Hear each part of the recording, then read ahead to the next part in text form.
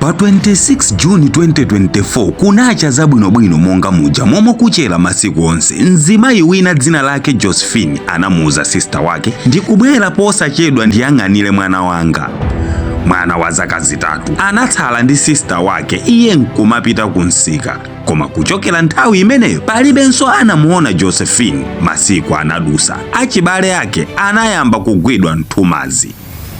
Nkhani inapita ku polisi ndipo apolisi anayamba kuyang'ana koyenera kuyang'ana, koma pamapeto pake sanapeze kanthu. Anakayang'ana m'marekodi a immigration kuti mwina watuluka mdzikomo, koma sanapeze kanthu.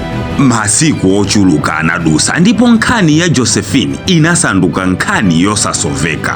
Kuchokera apa kesi ya Josephine inasanduka kesi ya munthu osowa basi, ndipo nthawi yochuluka inadusa.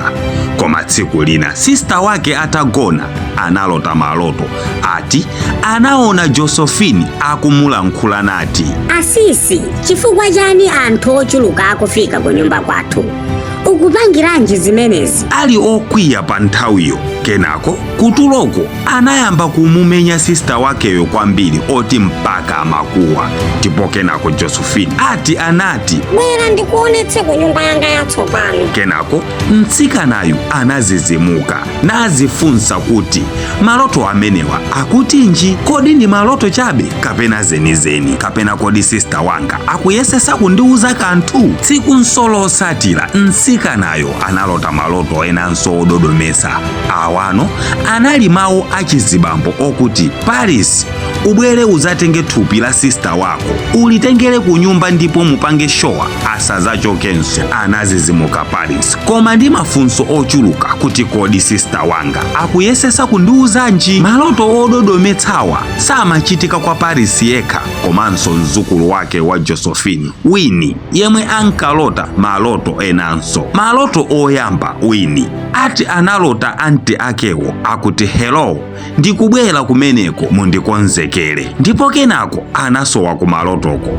Maloto achiwiri analota Josephine akumufunsa Winnie kuti kodi inu azibale anga ndi chifukwa chani mukunditaya ine kwandekha chonchi kumalo kozizira? Ine ndinabayidwa pamimba pa kambirimbiri ndipo ndikumva ululu ochuluka. Anandisiya komwe kumatayidwa zinyalala. Sister wanga Paris akukudziwa. Kenako Winnie anayenda ulendo wautali kupita kwa Paris nkukamulongosolera maloto akewa, koma naye Paris ati uthenga wangati omwewu nayenso wakhala akuulotanso.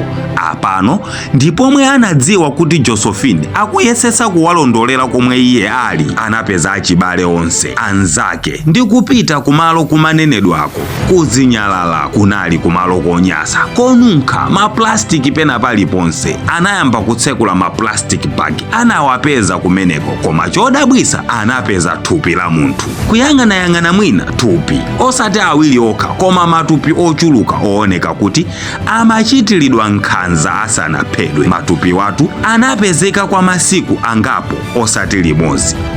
Pa tsiku amapeza matupi angapo, ndipo mwa tsiku lina anapeza thupi la malemu Josephine pakati pa matupi ena onse okwana 11, onse azimayi okhaokha, koma oti anachekedwa pamimba pa pasi pa mchombopa. Ndichane chinachitikira anthu amene wawa?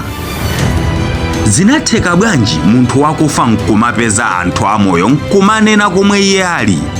Kodino Josephine aululanso za omwe anamupha? Nanga kenako zinatha bwanji? Ndine Dini Studios, khalani pompo pomwe nkhani ikupitilira. Ndipo kwinaku anthu omwe muli ku South Africa dera la Port Elizabeth ndi madera ozungulira ngati Utenek, Carol Park, Costain ndi ena, kuli Mr. Shakiru kumeneko omwe amadziwa nkhani ya maphikidwe m'mafunction osiyanasiyana monga maukwati, manika, ma birthday parties ndi zina. Mpunga wake ni biliani ni mipunga ina iliyonse, komanso iwowa amabwerekesa zipangizo za paukwati ngati mapoto, matenti ndi zina zambiri. Simaukwati okha, Mr. Shakiru amaphika zokudya even kwa inu mukazifuna kungoyitanisa. Iwo amabweresa ku nyumba kwanuko madera amene wawa ndanenawa ni madera ena ozungulira. Nangano Mr. Shakiru amene watinga wapeze kuti ayimbireni pa 069 509 4484 kuti mumveza mbiri. Mnyamata uyuyu ndi mmodzi mwa anyamata omwe amapeza mitembo kumeneko. Ati anauza apolisi zoti apite nawo kosaka, koma kunali zii. Anapita ndi gulu lake la nzake, iye ndi kumangiriridwa ndi chingwe yekha nkupita kudzenje. Ndipo ataona mitembo yochuluka chonchi, ndipo mwe anthuwa anadziwa kuti kesi iyi sinali ya munthu mmodzi koma ndi ya gulu. Ndipo zimaonetsa kuti ndi connection ya anthu akuluakulu a boma la Kenya. Anthu anayamba kupanga accuse boma kuti likudziwapo kanthu za izi. Ena amati anthu awawa anaphedwa ku mademu omwe analipo masiku apitawo before izizi. Boma litadziwa kuti anthu ayamba kupeza matupiwa, apolisi ndi asilikali anafika nkulanda matupiwa kumati akayika ndiwo. Amati pasapezeke ogwira thupi lina lililonse.